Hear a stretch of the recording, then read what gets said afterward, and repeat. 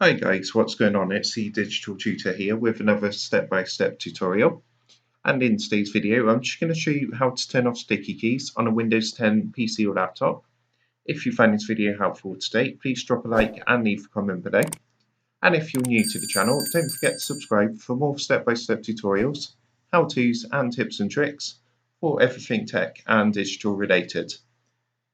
So basically, sticky keys is a neat little feature that enables you to press keys in succession to do certain things. So, for example, if you want to copy and paste, you'd hold Control and C at the same time, or Control and V to paste. But what sticky keys does, it basically allows you to press Control and then C separately from each other rather than together.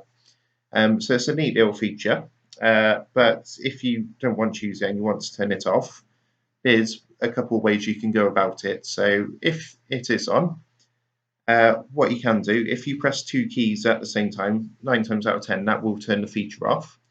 If that's not worked though, what you can do, if you come down to your settings, so just go ahead and type settings into the search bar. You just want to open up the settings app. And then from here, if you look at the options, you need to click onto this one here, which says ease of access. And then from this screen, what you want to do is come to the menu on the left-hand side.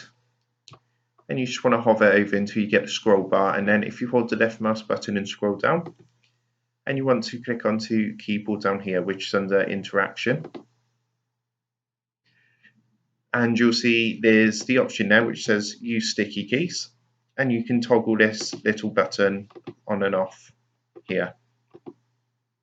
So that's the two ways. Obviously, try the first way first, which is where you just press two keys together, and that should deactivate sticky keys. Failing that, if you come into the settings and just go through these steps, you'll be able to turn it off here from the settings tab. So I hope you found that helpful, and if that did help, please drop a like and leave a comment below. Don't forget to subscribe to the channel.